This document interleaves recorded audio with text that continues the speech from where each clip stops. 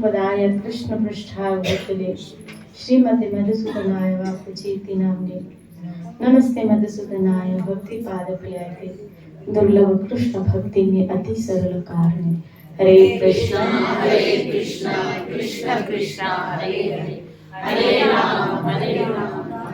कल हमने जैसे कि सुना कि रामायण कथा के 4 घाट यहाँ बताए गए, जिसमें पहला याज्ञवल्क्य और श्री भरद्वाज जी के बीच में, भगवान शिव माँ पार्वती के बीच में,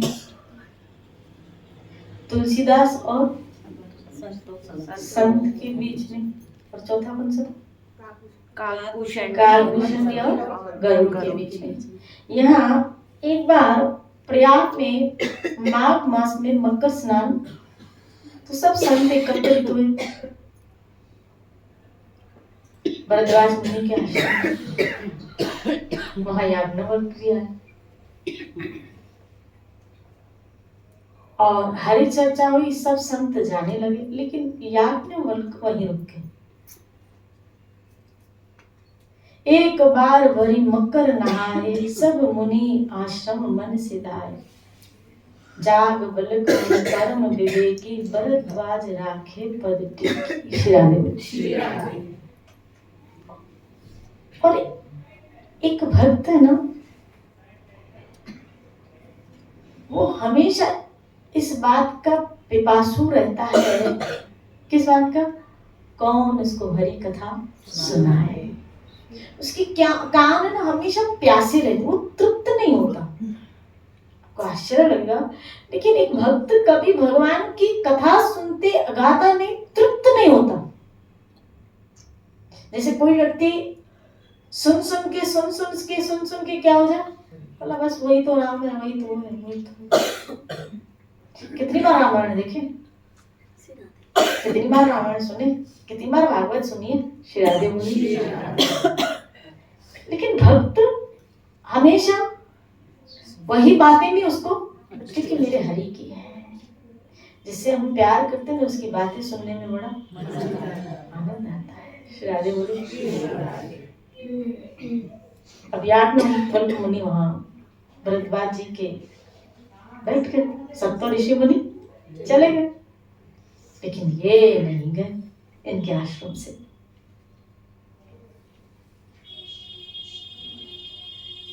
एक बार मकर स्नान करके सब मुनि अपने अपने आश्रम में लौट गए। परम ज्ञानी याज्ञवल्क्य मुनि को चरण पकड़कर भरद्वाज मुनि ने रख लिया। आदर पूर्वक उनके चरण धोए और बड़ी पवित्र आसन पर उन्हें बिठाया। श्री राधे बोलिए। पूजा करके मुनि याज्ञवल्क्य जी ने सुयश का वर्णन किया और फिर अत्यंत पवित्र और कोमल वाणी से बोले। श्री राधे बोलिए। पहले तो उस संत की क्या करें?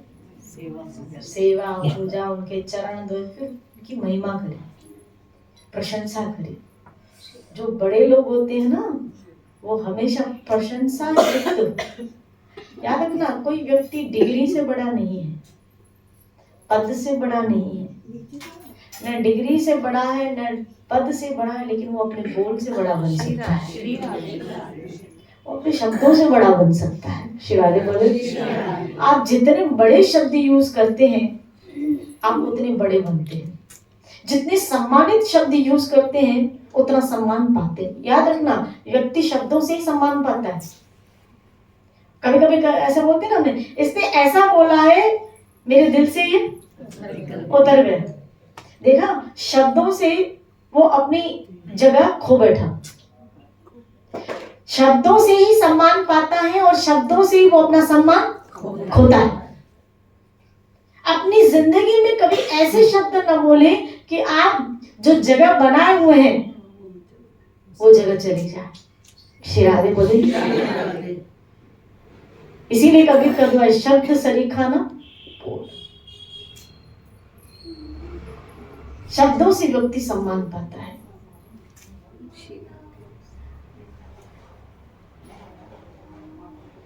वही शब्द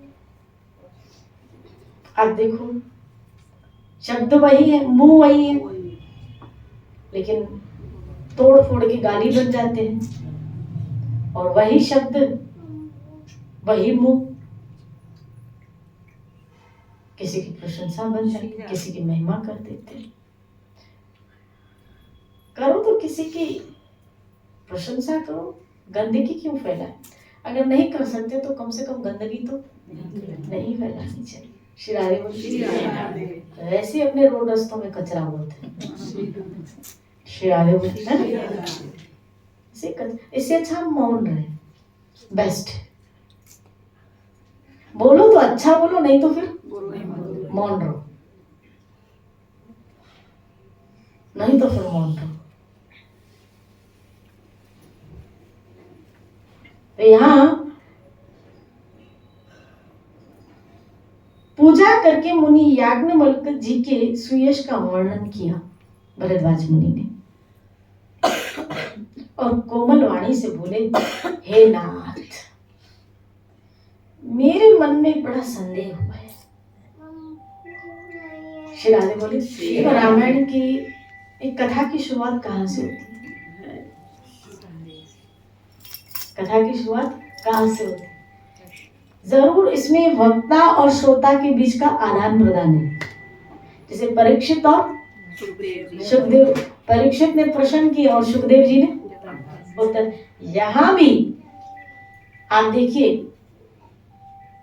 कथा का निर्माण कैसे हुआ, स्टार्टिंग कहां से हो रही? हे नाथ, मेरे मन में एक बड़ा संदेह हो रहा है। वेदों का तत्व सब आपकी मुट्ठी में है, वेदज्ञ आप सब जानते हैं, आप ज्ञानी हैं, आप वेदों के जानने वाले हैं, आप मेरी शंका का निवारण, आप शास्त्रज्ञ हैं, शास्त्रों के तत्व को आप जान चुके हो, इसलिए जो मेरे अंदर संदेह उत्पन्न हुआ है आप उसका क्या कीजिए, समाधान कीजिए। और हमेशा हम कहते हैं जब तक शंका का समाधान नहीं होगा समर्पण नहीं आएगा। श्री राधे बोलिए। पर उस संदेह को कहते मुझे भय और लाज आती है। भय इसलिए है कि कहीं आप यह न समझें कि मेरी परीक्षा ले रहा, कि इसको शास्त्रों का लाज इसलिए आती है कि इतनी आयु बीत गई, अब तक ज्ञान नहीं हुआ ये मुझे, और यदि नहीं कहता तो बड़ा नुकसान होता है अहंकार के कारण, क्योंकि अज्ञानी फिर मैं बना रहूंगा। हे प्रभु, संत लोग ऐसी नीति कहते हैं और वेद पुराण और मुनिजन भी यही बताते हैं कि गुरु के साथ कभी छुपाव नहीं करना चाहिए। श्री राधे बोले, उनके सामने ट्रांसपेरेंट रहना चाहिए। वाह, कितनी सुंदर बात यहाँ बताई गई है। हालांकि ऐसा कहा जाता है ना, सब बता गुरु अंतर्यामी, वो तो सब जानते हैं, उनको बताने की क्या जरूरत है। लेकिन अपनी कमियां, अपनी खामियां, यहाँ देखो उन्होंने, आपने ध्यान दिया होगा इनके प्रश्न को, तो क्या वह इसलिए लग रहा है कि आप ये ना समझे कि कहीं मेरी परीक्षा तो, लेकिन लाज इसलिए आ रही है कि इतनी आयु बीत गई, अब तक ये ज्ञान मुझे नहीं हुआ। श्री राधे बोलिए। कभी कभी प्रश्न पूछते ऐसे शर्म आती कि क्या सामने समझेंगे, या लोग जो इतने बैठे वो क्या सोचेंगे कि इसको ये भी नहीं पता है, ये भी नहीं जानती है। श्री राधे बोलिए। लेकिन यहाँ मुनि कह रहे हैं कि अगर मैं नहीं पूछता हूं तो फिर मैं अज्ञानी ही बना रहूंगा, और मुझे अगर संदेह को निवारण करना है तो मैं लौक लाज सब छोड़ के आपसे प्रश्न रख रहा हूं। श्री राधे बोलिए। गुरु के आगे कभी भी डबल पॉलिसी नहीं होनी चाहिए, डबल पॉलिसी नहीं। इससे हम उन्नति नहीं कर पाएंगे आध्यात्मिक जीवन में। हम सोचते हैं ये कमरे में वैसे बैठे रहते हैं, इनको क्या पता चलेगा, ये अंदर ही तो बैठे, इनको क्या पता चले। लेकिन ये अंदर जिसके पास साथ बैठे ना, उसको सब पता चलता है, समझे? अंदर जिसके साथ बैठे हैं उसको तो सब पता है, और वो तो वैसे भी मीडिएटर है, उसको कोई फर्क नहीं पड़ेगा, क्योंकि वो जिसकी मस्ती में उसकी मस्ती में वो मस्त है। फर्क तुम्हें पड़ेगा। क्यों? क्योंकि तुम साथ रह के भी फिर उन्नति नहीं कर पाओगे। गुरु के सामने हमेशा ट्रांसपेरेंट होना चाहिए, और विशेषकर अपनी खामियों को तो आगे हमें व्यक्त करके बताना चाहिए कि इसमें मैं कैसे सुधार करूं। जो आध्यात्मिक जीवन में उन्नत करना चाहता है, उन्नति चाहता है, आगे बढ़ना चाहता है, वो हमेशा अपनी कमी पेशियां आगे रखता है। श्री राधे बोलिए। जैसे कोई बहुत बहुत बहुत प्रवीण और जानकार हो और हमने शॉप खोली हो तो हम उनसे सलाह लेते हैं, क्या कोई कमी पेशी हो तो हमें प्लीज बताइए। किसी कारण आपको कोई कमी पेशी लगे तो हमें बताना। श्री राधे बोली। और अगर वहां आकर के हम जो कर रहे हैं वो भाड़ में जाए, तो शायद जो कमी पेशी जो जो जो जो नॉलेजेबल व्यक्ति होगा, जो अनुभवी व्यक्ति होगा, जो जानकार व्यक्ति होगा, हम उसके अनुभव का फायदा नहीं ले पाएंगे। श्री राधे बोली, है कि नहीं ले पाएंगे। इसलिए कभी छुपाव नहीं। ऐसे ही जब घर में हमारे बड़े हो, छोटों को कभी छुपाव नहीं करना चाहिए। लेकिन सॉरी माफी चाहती हूँ, ये जब इतना सत्संग सुनने के बाद भी कभी कभी जीव में कुछ बदलाव क्यों नहीं आता है? इतना सत्संग सुनने के बाद, इतना मतलब सेवा करने के बाद भी कभी इसमें परिवर्तन नहीं आता, ऐसा क्यों हो? ये जवाब आपको अपने से ढूंढना पड़ेगा। क्योंकि मैं ज्यादा से ज्यादा समझा सकती हूँ, घूंट के दवा पिला सकती हूँ, समझना तो हमको ही है ना। मुझ में गलती है, और ये सत्संग के द्वारा अगर मैं समझ रही हूँ, तो अगर मैं चेंज करना चाहती हूँ, वो कब करना चाहूंगी? जब मैं उस गलती को, जैसे यहाँ आगे आएगा कि सती को शंका हुई, इसमें आया ना, सती को शंका हुई, भगवान शिव ने उनको, अब शिव जैसा समझाने वाला, समझ सकते हो, जो सब महाजनों में श्रेष्ठ, और ऐसे कहा जाता है, ऐसी मान्यता है संतों की कि जो शिव की भक्ति करता है वो जरूर हरि भक्ति में आता है, और एक बार हम सत्य भी है, वो जरूर हरि भक्ति में आता है, उनको श्री हरि की भक्ति पक्का मिलती है। और उसकी पत्नी कौन है? सती। उसकी पत्नी कौन है? सती। और उसको आ गई शंका, और समझा कौन रहे? शिव समझा रहे, फिर भी नहीं समझ रही है,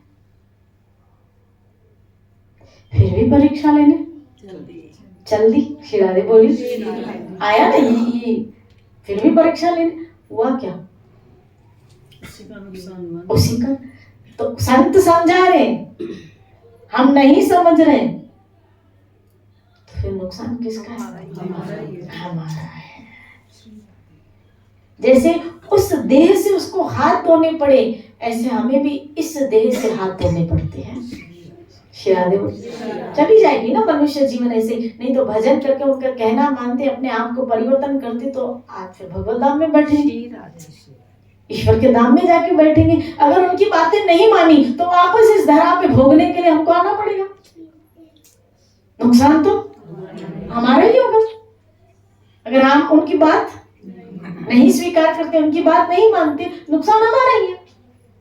श्री राधे बोली, तो क्यों नहीं मानते ये आप अपने आप से पूछो। क्योंकि मेरा काम, अब जैसे स्कूल में हम पढ़ते थे, टीचर हमको पढ़ाती थी, समझाती थी। अब जितने स्टूडेंट्स होते थे, क्या सब फर्स्ट आते थे? नहीं, सब फर्स्ट आते थे नहीं ना। श्री राधे बोली, क्योंकि सबको धारण करने की शक्ति क्षमता अलग, इसलिए 3 रैंक रखे जाते थे, फर्स्ट, सेकंड और थर्ड, ऐसा होता था। तो जिसकी धारण करने की क्षमता अच्छी थी, स्मृति अच्छी थी, वो फर्स्ट वो लिख लेता था। बस यहाँ भी ऐसे, जिनके धारण करने की शक्ति जितनी, कोई फर्स्ट रैंक में बैठा है, कोई सेकंड रैंक में बैठा है, कोई थर्ड, जिनके धारण करने की, जिसकी जितनी बुद्धि वो वैसा अर्थ है, जिसके पास थोड़ी वो बहुत कहाँ से लाए। श्री राधे बोली, ये तो धारण पात्र ही कम है। जैसे मान लो बारिश तो पड़ रही है, कोई बाल्टी लेके बैठा है, कोई मग्गा लेके बैठा है, और कोई हाथ की मुट्ठी लेके बैठा है, चलो श्री राधे बोली। तो बारिश तो पड़ रही है, जो बाल्टी रखी है वो भी भरेगी, है ना, मग्गा है वो भी बढ़ेगा, ये भी बढ़ेगा। श्री राधे बोली, तो जिसकी चुल्लू जितनी क्षमता उसने चुल्लू भरा, जिसमें मग्गे जितनी क्षमता मग्गा, जिसमें बाल्टी जितनी क्षमता बाल्टी भरी। ये तो अपनी अपनी क्षमता के ऊपर है, किसने कितना लिया। अगर इसने इतना लिया तो समझना इसमें क्षमता ही इतनी थी। श्री राधे बोली, उसमें बारिश अपना काम कर रही है, इसमें बारिश का दोष नहीं। अगर टीचर पढ़ा रही हो, उसमें से कोई फर्स्ट रैंक आया, मतलब टीचर सही ढंग से पढ़ा रही है। श्री राधे बोली, सही प्रेजेंट कर रही है। अब ये लेने वाले के ऊपर है ना, पात्र कैसा है, कितना है। श्री राधे बोली, यहाँ लेने वाले, धारण करने वाले कितने हैं। वही भगवान शिव जब नरसिंह मेहता को समझाते हैं तो सीधा रास के दर्शन, नहीं, श्री राधे बोली, सीधा रास के दर्शन करवा दिए नरसिंह मेहता। तो पत्नी को नहीं कराते थे। अमर कथा में आया है कि जब सती को सती भगवान शिव ने कसम खा ली इस बात की, तो फिर जब कथा सुनाने बैठे सती को कि इसको जो उसने शंका की है, जो दोष लगा है इसको, श्री राधे बोली, तो चलो कथा सुना के इसका मैं क्या करता हूँ, मार्जन करता हूँ, उद्धार करता हूँ, समझ। उन्होंने अपनी तरफ से कोशिश, हुआ क्या, पार्वती सती सो गई थी, आया सती क्या सो गई थी, और सुनी किसने, तो तेने सुनी। श्री राधे बोली, संत तो अपनी तरफ से अथक प्रयास करता है जीव का उद्धार करने के लिए। अब वही जीव सो जाए तो उसमें संत का दोष नहीं है। पात्र पात्र के ऊपर है। कोई सोए हुए हैं आने के बाद भी, किसी का पात्र बहुत छोटा है। श्री राधे बोली, किसी की पात्रता, वो हर चीज को धारण किए हुए आगे बढ़ रहे हैं, अपनी अपनी पात्रता के ऊपर है। किसी ने एक झटके में सब कुछ छोड़ दिया और कोई अभी तक नहीं छोड़ पाया। श्री राधे बोली, अपनी अपनी क्षमता, पात्रता के ऊपर है। कोई एक्सक्यूज दे के ही रह गया और कोई सब अड़चनों को पार करके आगे निकल रहा है। अपनी अपनी पात्रता, और इसके लिए चाहिए एक लगन कि मुझे वो चाहिए, मुझे ये सब करना। जहाँ आपकी चाहत, आपकी लगन होगी, उसकी कृपा बरसती जाएगी। संत की कृपा आपके ऊपर, और क्योंकि मैं हमेशा कहती हूँ एक अच्छे संत को हमेशा एक अच्छे श्रोता की तलाश रहती है। जब श्रोता ऐसा मिल जाता है ना, साग्राही, सुनने का पिपासु, धारण करने वाला, तो भागवत ने कह दिया आरंभ में कि गुरुजन गुह्य से गुह्य रहस्य फिर अपने शिष्यों के आगे खोल देते थे। ऐसे पात्र तो बनो, फिर रहस्य खोलेंगे लेकिन पात्र तो हम बने। खान में सोना तो निकालना ही नहीं आता। श्री राधे बोली, बापू जी कहते हमको, वही हमको कहते हैं बापू जी कि मेरे अंदर खजाना है, खाली निकालने वाला चाहिए, निकालने वाला चाहिए। तुम निकालने वाले बनो। श्री राधे बोली, संत के अंदर खजाना तो किसका, आध्यात्मिकता का। आध्यात्मिकता का खजाना भरा है। यहाँ ये जो मुनि पूछ रहे हैं, याज्ञवल्क्य मुनि और भरद्वाज मुनि के बीच में जो चर्चा चल रही है, ये जानबूझ के, हालांकि इनको शंका नहीं हो पर इसीलिए ताकि इनके द्वारा कथा का सत्संग जम सके। श्री राधे बोलिए। कभी कभी प्रश्न इसलिए पूछे जाते हैं, जैसे सुखदेव गोस्वामी ने तो कथा परीक्षित को इसलिए सुनाई कि वो उनको 7 दिन में मृत्यु होनी थी और उनका उद्धार करना।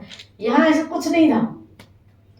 यहाँ तो कभी कभी परस्परम बोधयन्ति गायन्ति, आपस में इसलिए मिलते हैं कि हरि कथा का कुछ प्रश्न इसलिए रखे जाते हैं ताकि चर्चा ऐसी मधुर चले। श्री राधे बोलिए। चर्चा ऐसी मधुर चले क्योंकि उनको हरि चर्चा सुनने में, हरि चर्चा गान करने में बड़ा भक्तों को इसी बात में आनंद है। उनका खाना यही है। खाते क्या, एक चपाती, वो शरीर के पोषण में, लेकिन एक्चुअल उनका खाना हरि कथा है। हरि सुनते हैं, गाते रहते, सुनते हैं, गाते, यही उनकी खुराक ही वही है। उनको सारा दिन खाली बोलो कृष्ण के लिए बोलो, वो बोलते रहेंगे। सारा दिन बोलो, नहीं तो फिर वो मौन रहेंगे। संसार के लिए बोलो, वो बिल्कुल मौन हो जाते हैं, चुप। और बोलो कृष्ण के लिए बोलो तो मौन ही नहीं होते, उनको बोलना पड़ता है, चुप रहो आप। बस आपको डॉक्टर ने बोलने के लिए आप चुप रहो। श्री राधे बोले, बोलो ना श्री राधे, बोलो ना श्री राधे। लेकिन वहां शब्द निकलते जाते हैं, अंदर से शब्द निकलते जाते हैं और ऐसा लगता है बस उसके लिए बोलते रहे। भक्त सुनना चाहते हैं और उसके लिए बोलना चाहता है। आगे यही सोचकर मैं अपना अज्ञान प्रकट करता हूँ, हे नाथ सेवक पर कृपा करके इस अज्ञान का नाश कीजिए। संत पुराण और उपनिषदों ने राम नाम के असीम प्रभाव का गान किया है। हे कल्याण स्वरूप ज्ञान और गुणों के राशि अविनाशी भगवान शंभु निरंतर राम नाम का जप करते रहते हैं। संसार में 4 जाति के जीव हैं। काशी में मरने से सभी को परम पद मिल जाता है क्योंकि भगवान शिव उनको कान में राम नाम सुनाते हैं। श्री राधे बोली। आप सोचो क्या कि कोई मर रहा हो, किसी का शरीर छूटा हो और अगर उसके कान में आप हरि नाम सुना दो तो कितना उसका हो। और भगवान शिव यही काम करते हैं, जो मरता है उसको कान में हरि नाम। वैष्णव का यही काम है, जीव का कल्याण करना। श्री राधे बोली। मरते मरते भी उस जीव का क्या करते हैं। इसीलिए कहा काशी भगवान शिव की भूमि में, क्योंकि भगवान शिव उनका क्या करते हैं, उद्धार करते हैं। वो मुक्ति की भूमि। हे मुनिराज, वह राम नाम की ही महिमा है क्योंकि शिव जी महाराज दया करके काशी में मरने वाले को राम नाम का ही उपदेश करते हैं। इसी से उनको परम पद मिलता है। मैं आपसे एक बात पूछता हूँ, राम कौन है? कौन है जिसका नाम शिव जी निरंतर लेते रहते हैं और नाम सुनते ही उन सबका क्या हो जाता है, सबका उद्धार हो जाता है। लेकिन ये राम मुझे समझाइए। एक राम अवध नरेश दशरथ के कुमार, उनका चरित्र सारा संसार जानता है। उन्होंने स्त्री के विरह में बहुत दुख उठाया और क्रोध आने पर रावण को मारा। वो भगवान है।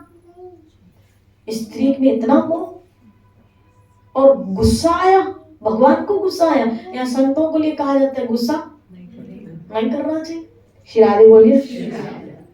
आध्यात्मिक जीवन में बोलते हैं ना, अब जिसकी उपासना कर रहे हैं बोला उस मार्ग में चल रहे हो, गुस्सा नहीं करना चाहिए। लेकिन जिसकी उपासना कर रहे हैं वही क्या कर रहे हैं, गुस्सा कर रहे हैं। तो ये क्रोध आया उनको और क्रोध आने पर रावण को मार दिया। हे प्रभु, वही राम है, वही जिसका नाम भगवान शिव नाम जप करते हैं, ये वही राम है क्या? कि राम कोई दूसरा है? राधे बोली। ये अपने लिए प्रश्न नहीं, ये हम जैसे लोगों के लिए प्रश्न है। ऐसे कई लोग ऐसे बोलते ना, क्या बोला, जो गीता जिसको कृष्ण ने सुनाई ना अर्जुन को, वो कृष्ण तो कोई और था। श्री राधे। जो कृष्ण अर्जुन को गीता सुना रहे ना, वो कृष्ण कोई और था। कौन था और? ये हवा में तीर छोड़ने की बात है न, तुम उसको जानते हो उस कृष्ण। बोला वो, यहाँ तक कि मैं आपको बताऊं, अब क्या बताऊं मैं, कभी कभी मुझे ऐसे लोगों की बातें सुन के बहुत हंसी आती। बोला ये जो शिव की बात करी ना, ये शिव और है और एक और शिव है। किसी ने मुझे ऐसे बोला, एक और शिव है। परम पिता बोलिए बोलो तो श्री राधे। ब्रह्म कुमारी ने बोला। राधे गोविंद। अब वो और शिव कौन है, मैं आज तक ढूंढ रही हूँ वो और शिव कौन है। शिव जी भी सोच रहे होंगे कि भाई मैं जो बहरे प्योगों में बैठूं। बोलो ना श्री राधे। छोड़ो की बातों, आप सत्य के दाम हैं और सब कुछ जानते हैं, विचार कर कहिए, हे नाथ, जिस प्रकार से मेरा भारी भ्रम मिट जाए, आप वो कथा मुझे विस्तार से सुनाइए, मैं विस्तार से सुनना चाहता। इस पर याज्ञवल्क जी मुस्कुरा कर बोले, श्री राधे बोले। और जो ज्ञानी होता है ना, जो जानकार होता है, वो जैसे यहाँ देखो ये बात है ना, याज्ञवल्क जी मुस्कुरा कर बोले। और वहां गीता में आया, अर्जुन को भगवान ने हंसते हुए ये शब्द उस भगवान ने हंसते हुए ये शब्द कहे। श्री राधे बोले। ज्ञानी हमेशा मुस्कुराता रहता है। शंका व्यक्ति को हमेशा अंदर ही अंदर से उसको खोखला भी करती है। संशय आत्मा विनाशति, खोखला भी करती है और उसकी उन्नति वहीं रुक जाती है। क्यों उन्नति रुक जाती है? क्योंकि वो उसी विचारों में उलझा रहता है। संशय आत्मा विनश्यति, हे अर्जुन, न इस लोक में न ही उस लोक में उसकी कोई गति है। क्योंकि संशय में उसका पूरा जीवन निकल जाता है, तो यहाँ भी कोई सुख नहीं, और मरने के बाद तो नरक भोगना वो अलग दुख, यहाँ भी दुखी और वहां। श्री राधे बोली। शंका आत्मिक जीव कभी सुख से नहीं रह सकता। विनश्यति, गीता में कहा, संशय आत्मा विनश्यति। श्री राधे बोली, विनाश हो जाता है उसका। इसीलिए गुरुजनों से हमेशा उस शंका का क्या करना चाहिए? समाधान, कि मेरे मन में ये चीज आई है। इसीलिए यहाँ भरद्वाज मुनि के मन में शंका नहीं थी, लेकिन ये मुझे लगता है प्रश्न आने वाले समाज के लिए रखा गया, क्योंकि हो सकता है आने वाला समाज इसी तरह के प्रश्न उठाता कि ये जो राम जो लीला करे, ये भगवान है कि जो शिव जी राम नाम जपते वो कोई नाम और है। श्री राधे बोली। कई लोग बोलते हैं वो राम नाम जिसका शिव जी नाम जपते हैं ना, वो और है, वो दूसरा राम है, और ये जो राम है ये तो मनुष्य है, अच्छा इंसान, इसने अच्छा चरित्र, अच्छा राजा बन के कार्य किया। लेकिन वो जो राम का नाम जप रहे हैं ना, वो राम कोई और है। श्री राधे बोले। मुस्कुरा कर बोले, रघुनाथ जी की प्रभुता को तुम तो जानते हो। श्री राधे बोले। भरद्वाज को बोले, तुम ये जो प्रश्न कर रहे हो ना, तुम जानते हो रघुनाथ जी की महिमा को, तुम मन वचन कर्म से राम जी के भक्त हो, मैं जानता हूं। तुम्हारी चतुराई में जान गया, तुम राम जी के रहस्य गुणों को सुनना चाहते हो, तुम उनकी महिमा, उनके गुणों को सुनना चाहते हो, यानी जो भगवान ने क्रिया लीलाएं की उसको फिर सुनना चाहते हो, इसीलिए ये प्रश्न कर रहे हो। इसी से तुमने ऐसे प्रश्न किए मानो जैसे तुम बड़े मूर्ख हो। श्री राधे बोले बड़े मूर्ख हो ऐसा। इसीलिए कहा जाता है संतों के पास ज्ञानी बन के मत जाया करो, संतों के पास अज्ञानी बन के जाया करो। कभी कभी हम कुछ पढ़ के जाते हैं और उनसे पूछते हैं कि आप ये इसका बताइए, फिर डिबेट करते हैं। गलत बात। अगर तुमने पढ़ी है, तुम जानते हो, तो ये ज्ञान तुम अपने पास रखो। इतना होशियार बनने की संत के आगे जरूरत नहीं है। ये विधि है, तद विधि पढ़ी पाते हैं परिकृष्ण से। चतुराई दिखाओगे यहाँ तो जो जानकारी मिली है ना उससे भी हाथ धो बैठोगे। सकल सियाणप छद नानिका। श्री राधे बोले यहाँ चतुराई से काम नहीं, यहाँ नम्रता से काम बनता है। बड़े नम्र होके उनकी सेवा करके मन में जिज्ञासा है तो पूछो। ज्ञानी बन के जानकारी कि मैं जो जानता हूँ देखो उसको आता है, देखो इसको पता है। श्री राधे बोले और जब वो बता दे हमने तो ऐसा पढ़ा है शास्त्र में। श्री राधे बोले फिर पढ़ा है तो पूछा क्यों? ये तुम्हारी भी परीक्षा थी। कभी कभी कई प्रश्न में संत मौन हो जाते, नहीं जवाब देते, देखा गया। श्री राधे बोले क्योंकि वो हमारे अंदर की वृत्ति को जान लेते। कई जगह वो डिबेट नहीं करते, बोलते ही नहीं। तुम जो सोचो मेरे लिए, तुम जो समझो मेरे लिए, अज्ञानी समझो, मूढ़ समझो, मूर्ख समझो, समझ नहीं था। आया था ना रूप गोस्वामी के पास एक पंडित, बहुत स्कॉलर आया था, दिग्विजय, और रूप गोस्वामी महाराज को डिबेट करने लगा। रूप गोस्वामी महाराज ने कहा मुझे नहीं पता है, जिसने भक्ति रसामृत सिंधु, हरि भक्ति विलास, इतने बड़े बड़े शास्त्रों के लिए मुझे नहीं पता है। तो बोला इसमें लिख दो कि मैं हार गया। उन्होंने लिख के दे दिया, मैं हार गया तुम जीते, लिख के दे दिया।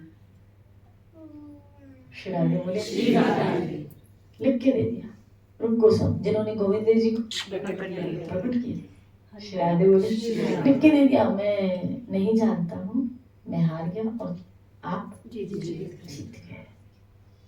श्री राधे बोले ऐसे डिबेट नहीं करते, वो एनर्जी वेस्ट नहीं करते। तुम रखो अपना ज्ञान अपने पास। यहाँ देखो अगर ये जानबूझ के ऐसे करते ना तो याज्ञवल्क्य जी कभी कथा नहीं करते, लेकिन उन्होंने कहा मैं जान गया। क्या जान गया? कि तुम सुनना चाहते हो, क्योंकि तुम मन वचन कर्म से भगवान के भक्त हो, तुम सुनना चाहते हो। तुम्हारे प्रश्न करने का जो लहजा है ना वो ये व्यक्त करता है क्या कि तुम हरि की महिमा सुनना चाहते हो। श्री राधे बोलिए आपका लहजा ही बता देता है क्या कि किस तेवर से बोला जा रहा है। मन में जिज्ञासा है, ज्ञान को आगे रख के विनम्र, वो सब बता देता है। यहाँ ऐसे ही थोड़ी बैठे। श्री राधे बोलिए, बोलो ना श्री राधे। सब समझ आता है। मैं पागल जैसी लगती हूँ? श्री राधे बोलिए, श्री राधे बोलिए, बोलो ना श्री राधे, बोलो ना श्री राधे। लेकिन मन वचन कर्म से कृष्ण के विषय सुनना है। मैं राम के विषय में जानता हूँ, आप सुनना चाहते हो, इसीलिए उन्होंने इस कथा का क्या किया? विस्तार, और बड़े विस्तार से इसको कथा, क्योंकि वो पिपासु थे, वो जानना, वो सुनना चाहते थे। आप सुनना चाहते हो तो संत भी आपको सुनाएगा, रहस्य खोल देगा, वो आपको सुनाएगा। उस पद्धति पे, जिस पद्धति पे वो चल रहा है, जिस मार्ग में, आपको चलाएगा। श्री राधे बोलिए। और बहुत आसानी से हम मंजिल तक पहुंच जाएंगे उनका आश्रय लेके। नहीं तो फिर, इसीलिए संत के पास हमेशा हमको बहुत विनम्रता से अज्ञानी बनकर जाना चाहिए कि मुझे नहीं पता। या अगर पढ़ा भी हो तो ऐसा पढ़ा तो है लेकिन मेरी समझ में आया नहीं है, मैंने पढ़ा लेकिन मेरी समझ में, तो कृपया मुझे ये जो पढ़ा है आप मुझे समझाइए ना। तो ये कहने का लहजा कुछ अलग है। श्री राधे बोलिए। श्री राधे। इस तरीके से हमको प्रश्न करने चाहिए, ठीक है। कल इसी चर्चा को लेते हुए चलेंगे। खूब भजन करो, अपने जीवन को धन्य करो। श्याम सुंदर तेरी आरती गाऊं श्री राधा।